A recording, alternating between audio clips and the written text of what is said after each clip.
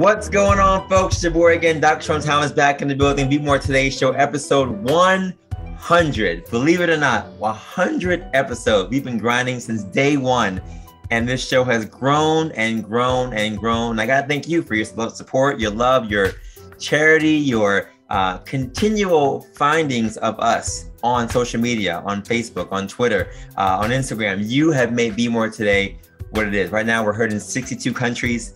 22,000 downloads. It's all because of your love and support that Be More Today continues to move forward. So thank you for all you've done for us, and for all those who are continuing to go on there and see us. My book is on BeMoreToday.com for our swag store, book information, the podcast stuff, and all things Be More Today related.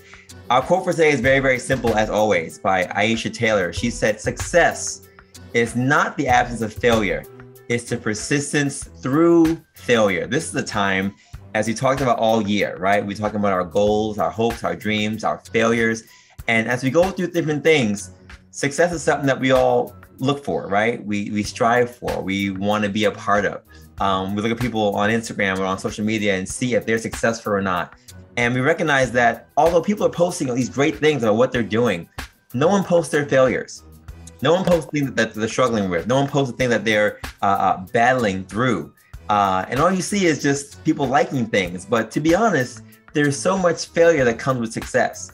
And I want to remind you guys just to be persistent during these times. There are so many things happening in terms of our physical health, right? From the scares happening around the world to just things you're going through on a regular basis. But you too can be successful if you are persistent through that failure.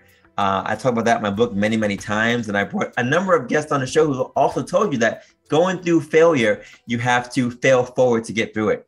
And the guest I have on the show today is the epitome of success. He's someone who I admire and adore. He's someone who is dynamic and has seen ways to go through the trials that we face on every single day to get more and more successful in his own life.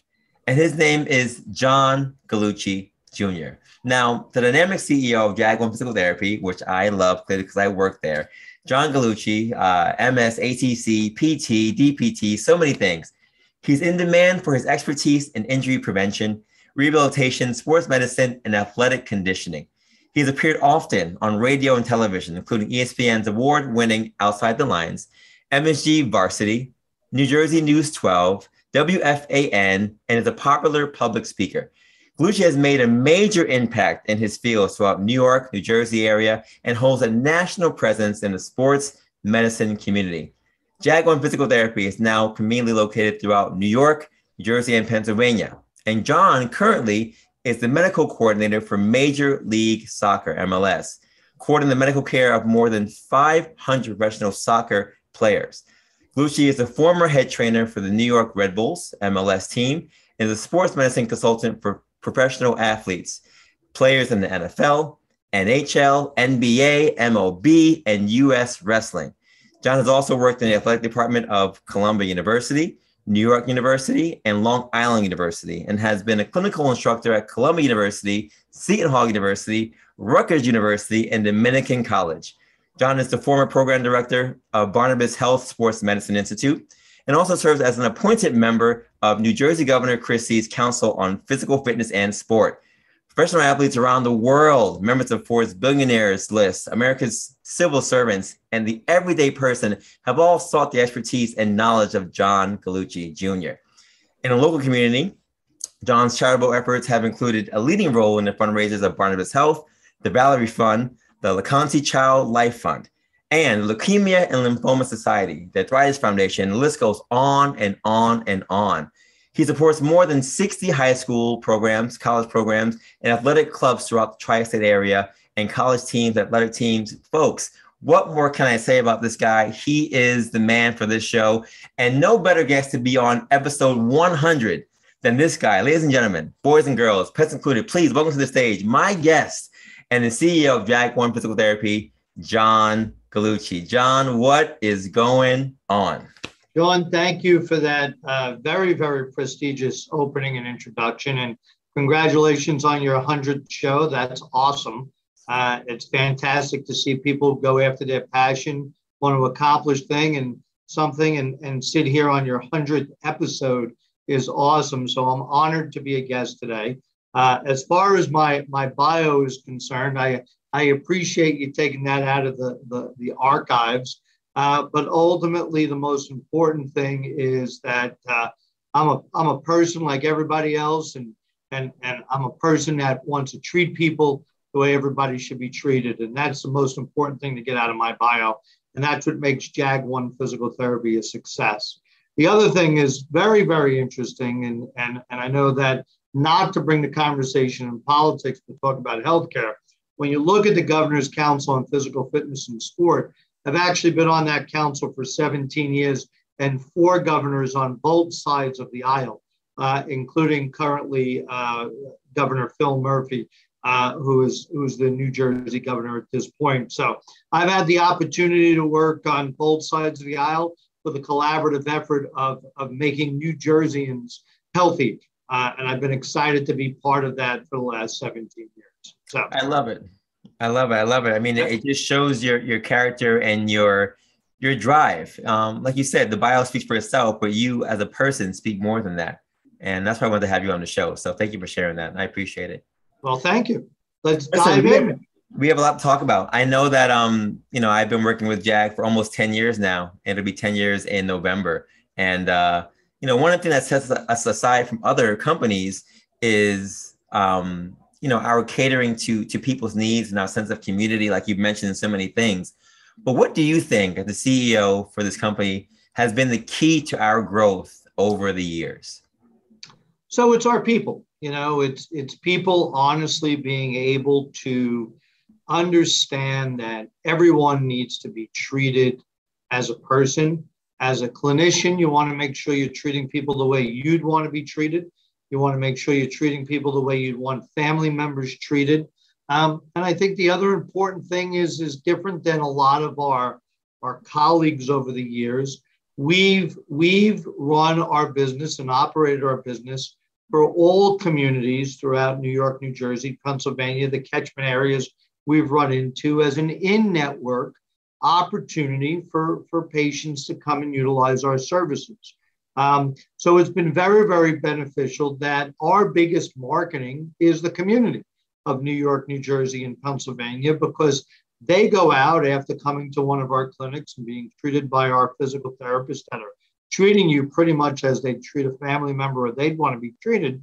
And then they leave and they go out and they tell a friend, and then that friend tells 2 friends. And I'm a little older than you, Sean, but there used to be a shampoo commercial that used to market itself that one person used the shampoo, then 2 people, then 4 people, then 8 people, and it would go on and on and on. And we're very, very fortunate that our growth and our success as the physical therapy aficionados of New York, New Jersey, and Pennsylvania are the fact that our patients really love us, and based on their successes, their outcomes, reaching their goals, are really our best advocates in marketing. Now, we have an unbelievable marketing department here at JAG-ONE Physical Therapy, led by our Chief Marketing Officer, Kayla Jean George, who does an unbelievable job. But at the end of the day, it's our caregivers, our staff that are making sure people are getting back to the game of life, which is what it's all about. Yeah. And I'm glad you mentioned that slogan, that get back to the life you love, is a slogan that you've been using and we've been using on our shirts and our logos for everything. Why did you decide to use this phrase as the foundation of this company? Well, listen, this is a very transparent, honest conversation, Sean. Because everybody was stealing our other taglines. So we actually decided to take a combination of a couple of our original taglines and really get down to the grit of, we want people to enjoy each and every day. We want people to love their life. Yeah. And ultimately, we got smarter. We hired an attorney, and we were able to coin the phrase in the rehabilitative market that basically is what we do. We get people back to love their life, the life they love. And we've been very, very fortunate. And it's interesting. It could be anybody from a professional football player to a high school soccer player to a police officer that loves their job and helping the community, to a fireman that saves lives, to people each and every day that may use their bodies to put food on the table, clothing on their backs. We truly circle that in that simplistic tagline of this is your life, and get back to it and love it. And it was very important to me that the people that read that tagline understand that we're about people and restoring the fact of your life and getting you to love every minute of the things you enjoy. So if you really look at the impetus, that's really where it came from. So yeah, that's, I appreciate that for a number of reasons. One of the things why I started this Be More Today movement is because I really wanted people to recognize that life is short and that we should really appreciate the life that we have. And, as someone who got into therapy because I myself went through therapy from 2 knee surgeries and a number of other things, going through college, track and basketball, whatever else, you recognize that when something's taken away from you, you really appreciate it, whether it's the ability to walk or the ability to run or losing that ability. You really appreciate when you can't do it. And for those who don't want to go out there and do any kind of activity physically because they're tired or they're just kind of lazy or they're just too busy, when you can't do something, you have a hunger to get that thing done and to get back to the life that you were doing before. So, I see a lot of similarity between the Be More Today and JAG-ONE stuff for me, because it just makes me recognize that, like you're saying, life is short, life is precious. And the reason I love the slogan so much about the life that you love is that we all have, whether you're a grandmother or you're a 15-year-old track star that I saw today trying to get back on the track, we have this life that we get a chance to live. And we want to live it. We want to live it without pain, without suffering, without issues. So PT by itself is that thing that I think you and I both can agree can get us there. And, the question I have for you next is that, as someone who's seen PT transform itself over the last couple of years, I've been treating for 10 years myself, and you longer than that, there's still a sense of people trying to figure out what we do. Whether you've been through PT or not, if you have been through it, you know what's going on. But I still see people that I meet every single day for the first evaluation who come in and say, is this going to work? Is this going to work? And what can you guarantee? And, should I go see this person or that person? You've seen the profession grow and develop and transform over the number of years. And you've grown this great company built on what you believe physical therapy is and can be. What are some of your thoughts as we continue to grow as a profession to help merge our profession, our mantras, our beliefs, our systems of practice, along with the other clinicians who do MD and PA and ATCs and all the other disciplines that are out there to help people get better? How can we continue to put our message out for who we are and what we do, and collaborate with others to make sure that people know exactly what we do and how interesting and dynamic we can be to help somebody get back to life they want to live? So I think that's an awesome question. And the interesting thing is, I also think when you were formulating the question, somewhere in there you went to say I was old, but I'll forget that. I'll ignore that part. But ultimately, listen, the physical therapy profession is a hands-on therapeutic exercise movement profession. And when you look at the top diagnoses that are filtering throughout our emergency rooms every year, it's musculoskeletal, orthopedic injuries that are causing people to not have function, to limit function, to compensate function. And ultimately, I'll pull a little bit of my age out. I have been in physical therapy clinics as an employee since I'm 13 and a half years old. So I have seen the industry change dramatically from when I was 13, 14, 15, 16. There were a few outpatient facilities that touched the communities.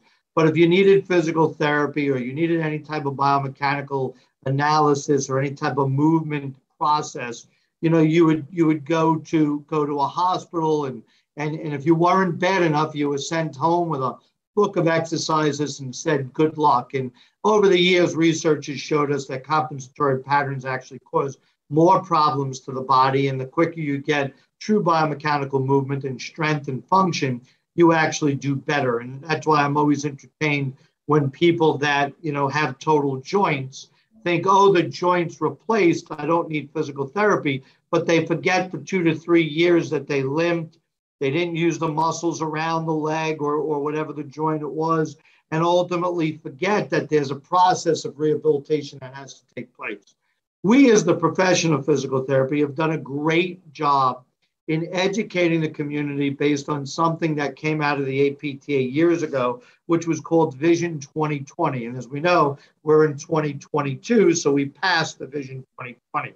I keep waiting for someone to come out with Vision 30, but maybe you and I'll do that or something, or 2030 or whatever it may be. Right. But maybe that'll be your and my goal together. But ultimately, in Vision 2020, our colleagues before us had a plan to make us a doctoring profession, make us an autonomous profession, make us a direct access profession, and market us as the musculoskeletal professionals that ultimately can rehabilitate any musculoskeletal deficiency from injury and or illness. And most people don't realize the comprehensiveness of our education and the depthness of the entire body and its systems and how it works together. We are the only profession that understands the component of all the systems of the body, but how they integrate and work to locomote and move the body and have it do its activities of daily living. And most people don't realize, probably the closest profession to us would be an MD physiatrist, which is not going to get involved in the biomechanical movement and the continual exercises and therapeutic prescription. So a physiatrist are more, yes, you have this, now it's time to see a physical therapist. But knowledge-based, they probably have the knowledge base that a physical therapist does on the importance of moving the body. So we as a profession have done a good job, but what we have done is we've let the payers dictate ultimately the progressions. And I think in the last 5 years, you've seen the payers. And when I talk about the payers, we're talking about your national level or your local insurance companies, even the federal government, are finally starting to read the research and realize that an inflection point of physical therapy, early onset of injury and illness, preserves the integrity of function and locomotion and utilization for activities of daily living. So it's pretty interesting that in the last 5 years versus the 5 years before that or 15 years, you're always fighting with the payers on trying to get your patients the best opportunity of care. Now it's becoming more of a collaborative as more and more research has come out. And the important thing for your viewers to really understand is physical therapy is a science, research-based, evidence-based process of evaluation, treatment, and progression to full functionality. And many people don't understand that. So although our Vision 2020 was to accomplish many different things, I think it's now up to you and our colleagues, similar to what you're doing right now with a podcast, to really start to get the message out across the country that technically, if you look at MSK injuries that cost billions of dollars, only 10% of those people are being touched by physical therapists, which means the opportunity for people to get better biomechanically, physically, in less pain, less opioid dependent is very, very opportunistic for the profession of physical therapy, but more important for the American citizen to have access and care to get that functionality and decrease pain. Realize, who did the federal government turn to decrease opioid utilization in America? They turned to the physical therapist because we understand, and we do it each and every day, how to reduce pain through modalities, how to reduce pain by movement and function, how to reduce pain by exercise, how to reduce pain by manual mobilization. So we are technically the human way to decrease pain. So why not have the federal government turn to us? And now it's starting to happen is the entire health professions, MDs, PAs, DOs are all starting to turn to physical therapy and getting people entered into PT on the early set of injury and illness.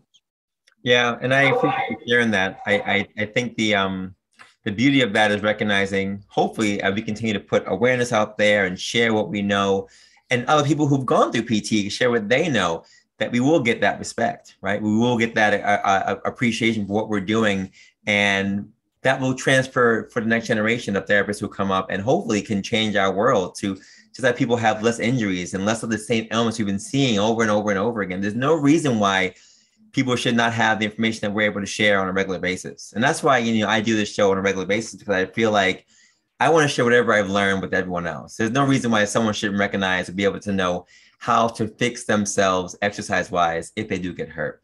And, if you go online, you see all kinds of stuff that will lead you astray. But, having the expertise that we have and just sharing what we all should know about our bodies, it's really a gem, recognizing when you do get hurt that you can do certain things to feel better without having to go down a route of medication or other things, and seeing that it actually works and that it can be beneficial to give you longevity for the long haul of your life. So I appreciate you sharing that. And, I think more about insurance rates now and how there's so many things that are now crouching upon us in terms of what we're doing, what we're trying to do, and how even reimbursement rates are now being challenged, whether in New York or New Jersey, what have you, looking at Medicare and other things, just seeing how the rates for insurances are getting lower and lower and lower. We're getting less and less reimbursements for, again, a service that we know helps people and can help people. So it's frustrating for patients, but also for us. I saw recently you traveled to DC and you was lobbying out there and talking to people out there about what's happening in New York and New Jersey. What are your thoughts now on the future, right? We talked about education, and that's been great for us to be able to share that. But if reimbursement rates are not going to be in line for us to give these services to our patients, what is the future for a JAG-ONE or a bigger other company like that when it comes to reimbursements? And how do you survive when we're adapting to the ever-changing insurance companies dictating what we should and should not be able to bill for? So great question again. Awesome. Listen, healthcare in general, and as you pointed out, I'm a little older than you. Healthcare in general has always had that battle of a comprehensiveness of a budget that the federal government uses to sort of manage the healthcare services for the American citizens, for those that are not in the private payer component. So ultimately, what's happened is the federal government bills this budget, but really never navigates the concept of the utilization of research and how to really manage the budget based on different utilizations for different diagnoses. And part of our trip down to DC was to educate, and I had the opportunity to educate 2 congressional leaders on the New York side, 2 congressional leaders on the New Jersey side. And it's quite interesting that there's this overall healthcare budget that manages Medicaid and Medicare, and Congress votes on the budget. But when you get into the intricacies of the conversation, and it's quite interesting, every profession goes down there and fights for their different loss or gain of reimbursement. But the interesting thing in the way we presented it was a little bit different, was to not go down there and say, don't do this cut or give us this raise. Our approach was, why don't you learn exactly what we do, how we do it, and how technically, budgetarily, we can save millions of dollars. And interesting, all 4 people that I had the opportunity to speak to were really taken back at the approach that it wasn't going in there and demanding don't cut, or give. It was more of an approach of explaining, this is research-based. This is what studies have shown us. And yet you're combining the physical therapy profession in this healthcare portfolio, and that's what they call it. They actually, in each congressional leader's office, there's someone that manages the different portfolios, and there's someone that manages the congressional portfolio. And ultimately, they look at, all right, we're going to approve a dollar amount or not approve a dollar amount, but nobody ever gets into the intricacies of who can save a dollar amount. There was a Walmart study about a year ago, 2 years ago, that came out and talked about the unnecessary surgeries that are done on a yearly basis. That right off the bat, physical therapy could have definitively defined a better pathway for the patients and had better outcomes. So right there, you're talking about a cost savings. Then I used an example of a program that we utilize at JAG-ONE Physical Therapy, working with different type of urgent care centers and emergency departments. When it comes to MSK, why don't you let them go direct to a PT on an algorithm and get them going and functioning and decreasing pain and decreasing inflammation and returning function and seeing if that outcome is better. And again, that outcome 9 times out of 10 will be better, as research shows us. And the cost effectiveness of no major imaging, no major intervention, no major type of specialist being involved saves the government millions of dollars. So I would love our congressional leaders that basically overlook the budget. Instead of looking at a dollar amount, we're going to approve these billions for Medicaid and Medicare.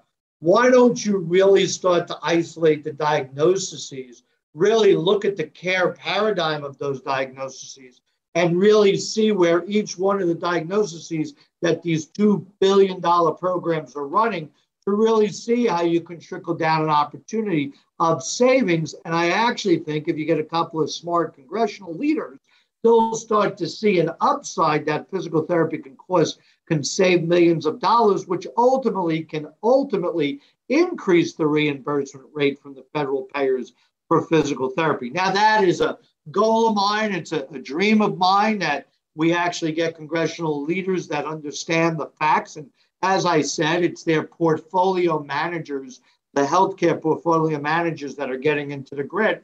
So we have a program right now that I came back from DC, and I said to myself, an organization we belong to, the APTQI, which is our lobbyist, had set up these meetings.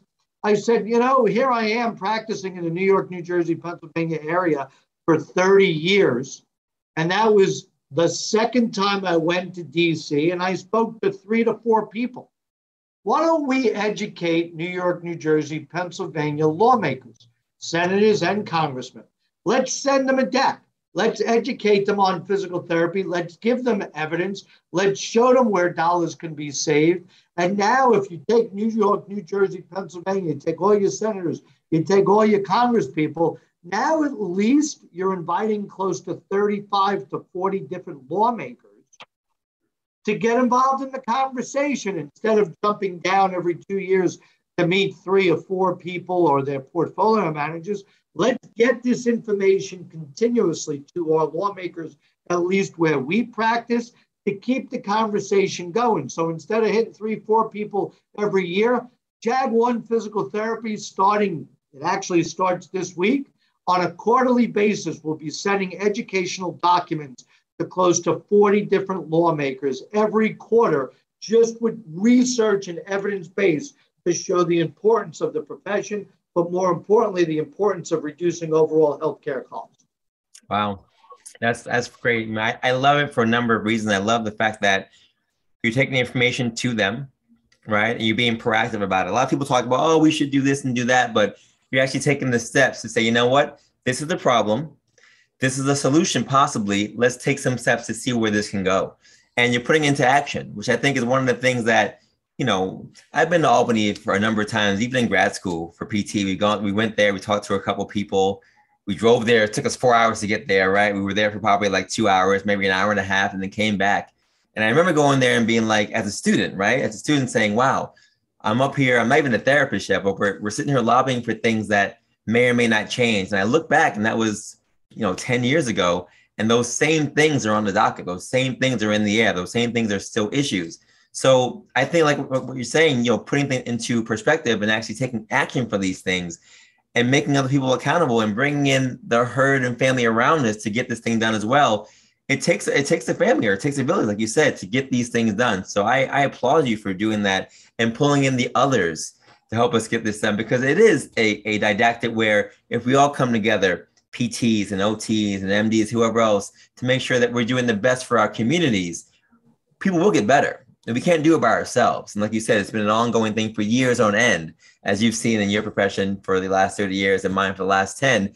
It's still been an issue. So I applaud you for being one of the pioneers for doing that for us. Well, thank you. Appreciate that.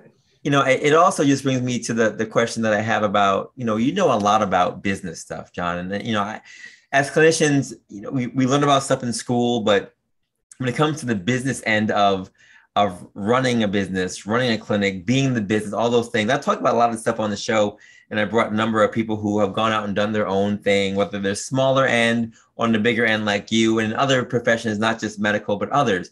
And, you know, when it comes to tips about being successful in this thing, right? Lobbying, like you just mentioned, is one aspect, right? Not just on the clinical side, but recognizing that if we change the reimbursement spectrum, we can work on not just making sure that we can be beneficial as companies, but beneficial for other patients to come and be able to receive our services as well. That's a bigger concept that, you know, is bigger than us looking at musculoskeletal issues or looking at, you know, brachial plexus. It's a bigger concept of looking at the profession and the future of it and the future of JAG-ONE. So I'm curious, for you, where this business nat came from, and if you have any business tips that you want to share for aspiring clinicians who are looking to, you know, do what we do or be where you are, maybe in the next 20 years.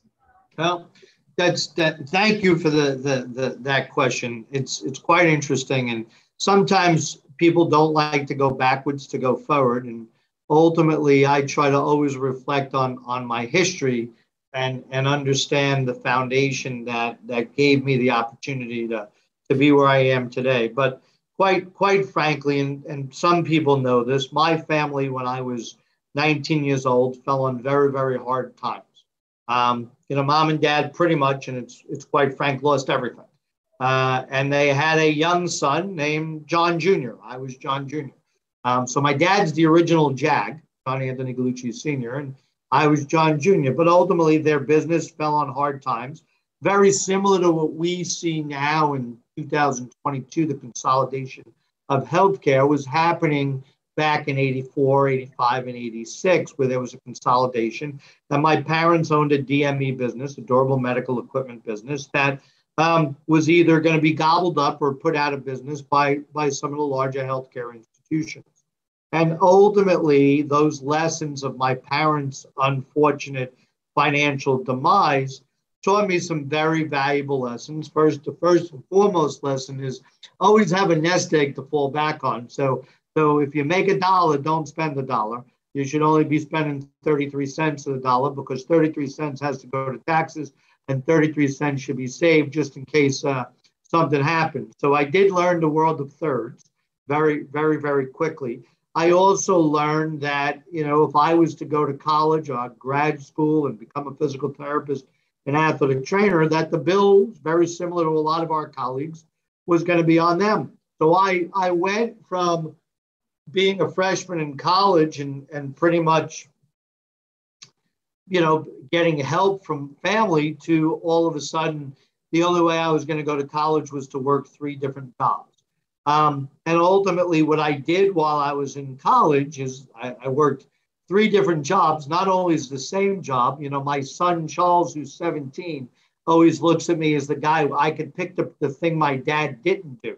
But ultimately, when people say, did you ever have to work in a cemetery? Yes, I worked in a cemetery.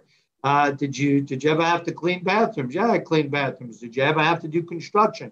I sheetrocked and painted. I bartended. I worked as a bar back. I worked as a waiter. I worked at the Gap. Anything I could do to get tuition dollars and pay rent and put clothing on my back and food, I did. And I happened to meet my wife at an early age, who lost her dad at 18. So although her financial situation wasn't as devastating as mine, she was not someone of massive wealth. And we were in love, and we realized that we wanted different for our children and different for our future. And ultimately, where am I going with this? You started the conversation off about talking about a quote of failure. And the biggest thing is, if you look at everything that's gone on over the last 30 years of my career and my education, was, yes, you have to learn from failure. Yes, you have to persevere and be able to get yourself back up. I was a wrestler, and the quote is always get off the mat and get the work done. But what most people don't realize, and the biggest business tip I can give, is you have to step back and appreciate you set a goal, you accomplish the goal, and you have to understand everything you did to get to that goal. You may have failed 3 times and you may have persevered and got yourself back up. But when you attain the goal, did you take a minute? Did you take 5 minutes? Did you take an hour? Did you take a day? To really reflect on everything you had to do to get there and really appreciate what you did. And that's what really makes you stronger in business.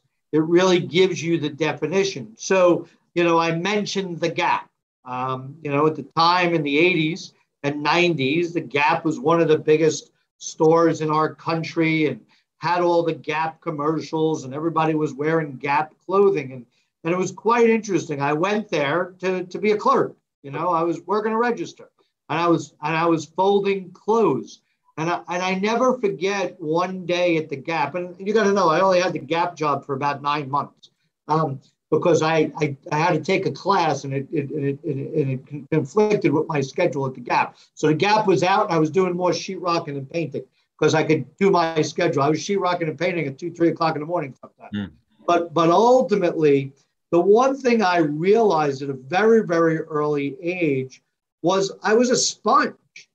And here I was at the Gap. Yeah, I learned how to fold the special way on the board that they wanted. I learned how to use the register, how they wanted, learned how to answer the phone, how to talk to customers. But what I really loved was when I would go into, and I don't know if you've ever been in the back of a mall store, there's always the manager's office that's like 4x4 with the worst light in the world. And ultimately, there's all these charts.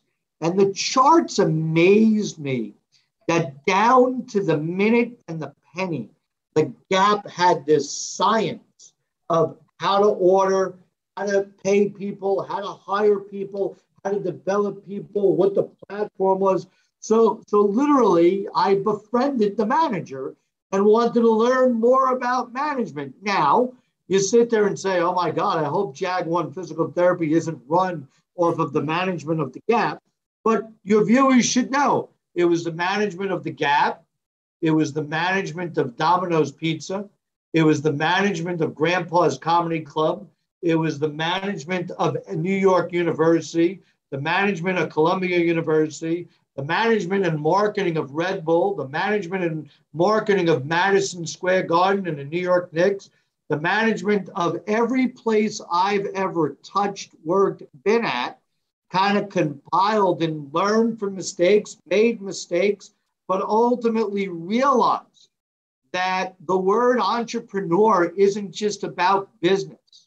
It's about, are you willing to take the risk? Are you willing to learn from your mistake? And are you willing to get back up? And you said it beautifully in the beginning, but ultimately my biggest tip to give everybody is set a goal. Don't let anybody take it away. And make sure when you reach it, you appreciate it because you did it. You're the one that did it. You had the gumption, you had the desire, you had the passion. And listen, you've heard me speak to our employees, and I love our team. But our new generation has an expectation of give me this, give me. There's nobody that understands. Nothing is given. You've got to work for it and you've got to fight for it. And ultimately, when you look at our success as a company, we have more people at JAG-ONE Physical Therapy each and every day that are fighting for their wants and needs personally, professionally, and financially, which gains our patients opportunity to reach their goals. And I'm very, very important to the people that we surround ourselves with. And we're very, very fortunate to have the JAG-ONE Physical Therapy team working each and every day to put our best product, which is our people, out front and center. There it is, folks. I appreciate all of that, John. I appreciate the concept of gumption, that grit. I appreciate the concept of recognizing that nothing is given. Right. There are no handouts. And, I've mentioned that on the show a couple of times, but you just hit it on the head again. There's a sense of not wanting to put the work in, but wanting to reap all the benefits. And like you said, for the last number of years, you've worked in so many jobs, and that became your training ground for this. You and I share a lot of things in common when it comes to that grit and that gumption. We talked about that in the past, but also that sense of recognizing that you use whatever you learn from wherever you've been to make sure that you do whatever you're doing now to the best of your ability. And whether it means that you are the first person at the office doing everything, whether it's cleaning or whatever else, or the last person leaving, you're putting that 100% in no matter what. And, I appreciate that, because that's what Be More Today means to me. It's recognizing that no matter what's going on, you got to get through this thing, and you're going to fail forward no matter what. There are no handouts given, whether you're running a race, whether it's a physical race or the race of life. You can go out there and be successful, but no one's going to give you anything. You have to go out there and get it. And, I think you and I connected a couple of weeks ago when we chatted and we met up, and I recognize that there's a similar spirit between you and I that I appreciate, that not a lot of people have when it comes to our profession. This is something that I think you and I take very, very seriously. And I recognize that from you. And I'm not going to lie to you, John, when we first met, I didn't know you like that. But in talking to you and talking about your history and knowing your story now, it speaks volumes to me. Now it's even louder because I see it. I see why you do what you do, why you have the passion you have for your community, and why you have so many connections with so many entities. I mean, it just lets me know that what we're doing is impacting not just who we see on a regular basis on our shifts, but who we're seeing in the community and who sees us in the community. From seeing billboards at various games and commercials and everything else, we truly are becoming a pillar for health. And as we continue to connect with the community and we see other people who are now following us and engaging with us, there are a number of connections we've made and you've made over your tenure. Why is giving back so important to you? Well, you've got to realize we've been very, very, as I said before, fortunate that the communities we serve are our biggest advocate for our business development and our business growth. And those communities we serve all have issues. They all have it. It could be, charitable components. It could be, as we know, storm components, war components. Everybody, and I do a lecture, and I think you know this, everybody has a story. There's not one of us that doesn't have a positive and a negative story, a sad or a happy story. Everybody has a story. It's whether or not you're able to take that experience and be able to turn it into a productive positive. And that's what many people don't really understand about me. Everybody always says, I can't believe you come in and you're happy every day. The executive team will tell you, I could go into the meeting happy, but I'm still going to ask on certain questions that are important for the growth and development of our business.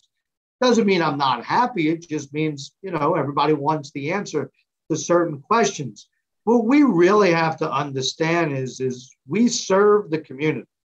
And if the community needs us and we have an opportunity to help the community, we should do that. And, too many people put dollar amounts. The communities don't just need dollars.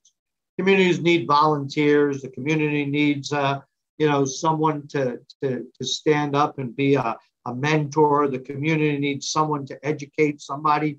If you think of the different facets of what we do in our communities, everybody always looks at our charitable giving. That's not even 25% of what JAG-ONE Physical Therapy does in the community. Think about that we have relationships with 111 physical therapy schools and occupational therapy schools where our physical therapists are taking students in every single day, teaching and developing them. We're teaching them and developing them to possibly go work somewhere else, but we want to make them know they had an experience at JAG-ONE Physical Therapy. Think about the lectures that our team is doing across the 3 states to prevent injuries, to do CPR, to integrate with the community, to teach people how to hydrate, to eat well. Those are all free. Nobody ever looks at the free things as doing for your community. Everybody wants to know, you gave money here, you gave money there. Oh, you did. Well, it's all about that we are a community servicing company. And we need to not just give back in money. We need to integrate with our community and serve our communities the way they need served. I've got one of our dear colleagues that's very, very involved in the Boys and Girls Club as a mentor, goes away at camp. I've got another one of our colleagues that's involved with PASA here in Essex County. I've got another one that's involved with bereavement. I've got another person that's involved with children with blood disorders and cancer. And again, not dollars, they're involved. They're working with students, they're working with patients, they're working with people that, to be honest with you, doesn't bring any revenue into JAG-ONE Physical Therapy, but what it does do is it gives us back to the community with our knowledge base, our education, our resources. And at the end of the day, why did I become a physical therapist? Why did I become a healthcare professional? Why did any of us? We did it because we wanted to help the community we serve to love the life they live. Yeah, that's really it. And I appreciate that also because you and I share similar sentiments, not just as authors, but also as people who just like to get back for free. I as you already know, I do a running club called Spartan Sunday Running Club here in Brooklyn. It came out of us doing workouts in a church building, to be honest, about 10 years ago. And there were about 5 of us watching P90X videos, to me just saying, let me just go out there and do what I already know from track and field stuff and whatever else. And we started doing Spartan races, and those races became road races and then the marathon and whatever else. But now, as we have this collaboration with JAG-ONE and the running club, I'm recognizing there's so many people who are now becoming a part of it. And as you know, I've been doing workouts at our clinic, and that's been for the community as well. And we've had people who said, "Oh, it's free." Yeah, it's free. Just come through our doors and come see what's going on. And I have moms and grandmas and grandpas who come with their canes and walkers and crutches, and they work, John. They work at 6 a.m. in the morning. And for me, you asked about what's your why? What's your why? Why are you doing these things? That's my why. Recognizing that someone wants to get up this day and make today and be great at whatever it is, whether it's an hour doing this or 8 hours on the job, making sure that someone can go out there and be able to walk down the aisle with their husband or wife or daughter or whatever, or being able to see someone be able to really reach into the counter, after months on end of having a surgery. That for me is an amazing feat to say, you know what, the human body is that thing where if you push to the limit, you will see success. And that's my why. I know you mentioned your whys in the past, but that's my why. That's why I do these things. And I'm blessed to be promoted to this position that you guys have given me about the Director of Community Engagement and Inclusion. I'm super excited about it. And I'm excited to go out there and to engage more with the running club and the workouts and Brooklyn and even all of our tri-state area people to make sure we can continue to help everybody know who we are and what we're doing. My question for you as I continue to do that, because now I'm looking for the connections that you have and the contacts you have, and even just to kind of pick your mind a little bit about what you think are ways that we can improve still on our offices, because even though we're huge and we're growing and we're doing so many things, we can still work on certain things, right? We can still work on diversifying our offices. We can still work on engaging our communities in different areas that we haven't really tapped into yet. So what are some ways that you think as we move forward into the future of JAG-ONE that we can improve on diversifying our offices and engage our community to even a greater extent? I think one of the most important things, and I always go back to that, we are people taking care of people. And our clinicians, our front desks, our aides, our athletic trainers, our integration in the communities through our athletic trainers and our marketing team is probably the biggest thing that helps us include and build our diversity. I mean, I'm very, very proud when you look at our company. It's definitely a company that is always inclusive of everyone. And I'm very, very proud of that. That's something that's very important to me, because at the end of the day, I believe we all put our socks on the same way. And I believe that we all, our hearts beat the same way. And we are unbelievably people working with people each and every day. But one of the biggest things that I've tried to do with many of our senior clinicians, our regional clinicians, is get us totally integrated from the high school into the college level, teaching everybody that there's an opportunity in healthcare, teaching everybody that the profession of physical therapy is very important. And we start doing that at the high school level. We talk about physical therapy, occupational therapy, athletic training. We talk about other ways you can work in the healthcare field. In fact, recently we did a program for one of the high schools here in the state of New Jersey that talked about, how do you, and it was a great topic, but we segued it for healthcare. It was, how do you work in pro sports, but you're not a pro athlete? And it was pretty interesting. Me and the team that had the opportunity to educate these students was, well, take it differently. Why don't you think you want to be a healthcare professional? And if you were a healthcare professional, you know you could work with pro athletes. But then we segued and showed how a marketing person could work in pro sports, a numbers accounting person could work in pro sports. So we showed the different professions, how a lawyer could work in pro sports. But then what we did was we segued and used the examples of our company. Everybody thinks that our company, each and every day's heartbeat, is just based on our providers. Our heartbeat has an unbelievable finance team. Our heartbeat has an unbelievable marketing and outreach team. Our heartbeat at JAG-ONE has an unbelievable credentialing team. Now imagine, I'm sitting here talking about credentialing. Well, we couldn't take our patients in if it wasn't for our credentialing team. And then, of course, it's our human resource team that's always trying to make people better and develop. So when you look at healthcare and you look at that provision of helping people, it doesn't mean you just have to be a provider. There's many ways to enter the field. And I think the best way our growth and opportunity to continue our integration of making sure that we're people treating people and people employing people is very, very important, that we continue that educational model and we continue to be in front of people, putting our best foot forward. Yeah. One of the most important, or I guess the most fulfilling aspects of my job is not even so much treating, it's seeing interns come in and introducing them to what we do and how we do, and just seeing their faces light up when they recognize, oh, the human body is actually kind of interesting, because it's different than being in a classroom where you're in a textbook and, you know, it's just different when things come to life. So I appreciate that, and I can completely understand that, and I connect with that. And that's why I have you on the show, John, for this 100th episode, because you get it. And I've asked a number of people on this show what Be More Today means to them. And sir, you are the 100th person on this show to give me this answer. So when you hear this very important question, when you hear the phrase "Be More Today," what does that phrase mean to you? Be your best self and make sure you're always fighting for your goals and dreams. The day you personally stop fighting for your goals and dreams is the day nobody else is going to fight for your goals and dreams. So you have to be your best advocate, put your best foot forward. And when you get knocked down, it's not about getting up. It's how well you get up and work on that next thing. So the best thing I could say is be your best self. Awesome. John Gallucci, what's next for you? What's the next thing on the agenda, on the docket? What can we see in store for you or JAG-ONE in the future?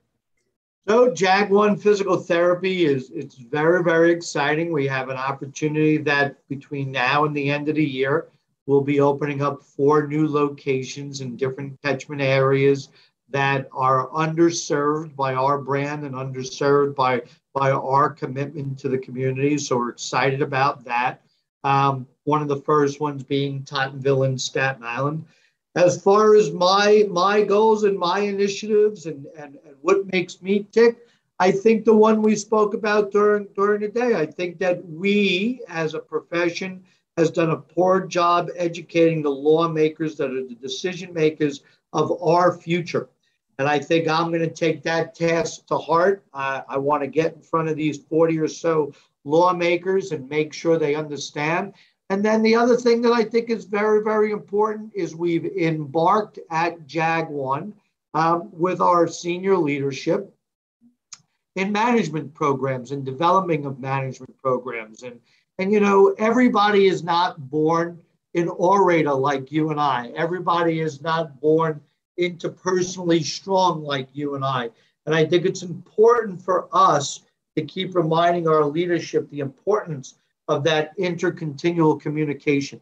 I think it's very, very important. And I've strived with our operations, Diana Friel, and our human resource, Christina Hansen, to integrate some management style courses for our leadership to continue to grow and develop. So those are some of the initiatives for me. Personally, I'd like to take some time off. Usually I take some time off before my son goes back to college. My daughter, of course, is out of the house, but very, very fortunate that I'm going to be spending some time with my son, daughter, and also my wife in the next coming weeks. Before we get to the grind, most people don't realize I am a certified athletic trainer. I've been in the athletic market for over 30 years. I'm in mid-season with Major League Soccer, keeping busy. But all of our colleges, all of our universities, all of our high schools, and all of our clubs come back to work in the next 10 to 15 days. And JAG-ONE Physical Therapy, having the largest athletic training service business in the tri-state area, is about to launch and get moving. And we have athletic trainers covering things from people going to Denmark with the U.S. national team program to people working close with a couple of the actually, some of our people who work in the trials for the Maccabi games before they went off to Israel, and having the opportunity to be entrenched with our communities at the high school and collegiate levels. Of course, our unbelievable relationships with schools like Seton Hall University, Columbia, and NYU. This is when it really kicks off. Usually by the time we get to August 5th, which is only a couple of weeks away, we are moving. We are 24/7 taking care of all those high-level athletes from the high school level all the way up. So this is the heart of our athletic season. And then, as you can imagine, it's also a very, very tough time with surgical season. We start to see September, October, November, that a tremendous amount of people with surgeries that they may have been pushing off till the end of the year start to come. So this is a very busy time for our company, and I'm very proud of how our colleagues each and every day present themselves and take care. So there's a lot of things on the agenda, but remember, if you keep moving, they can't hit you. That's right. That's right. Very exciting times, John. Thank you so much for being on this show. Listen, where can people connect with you on social media or JAG-ONE on Facebook or on the internet? So JAG-ONEPT.com, JAGONEPT.com, or they could always send me an email at info@JAG-ONEPT.com. That's info@JAG-ONEPT.com. Thank you so much, sir. You've made episode 100 one for the books. I salute you. And I appreciate you so much. Thank you for sharing your story, and thank you for inspiring others to recognize that PT is that thing that can, I think also you believe, can definitely change the world. Thank you for the opportunity. Have an awesome day. No problem. Folks, don't forget about our quote from today, right? Success is not the absence of failure. It's the persistence through failure. You heard what John talked about, right? You got to get back up. You will get knocked down. It's going to happen. No questions about it. But continue to respond the right way. Continue to fight those battles and keep moving to get back to the life that you love. We can all do that thing, but we have to just continue to stay focused on it and not give up during the trials and tribulations. So heed to his words. Continue to follow us at BeMoreToday.com for, again, my book, our swag stores out there. The podcast continues to grow. So subscribe. I appreciate you. And it's 100 episodes in the books. I couldn't have done it without you guys. Thank you so much. Congratulations. Thank you so much, sir. And you already heard John. If you want to see us at JAG-ONE, follow the website. Or as always, you can follow my website as well, Be More Today. And as I always say, folks, have a good day. Have a good night. Have a great life. And continue to take your steps to greatness to be the best version of you. We'll see you next week. Peace.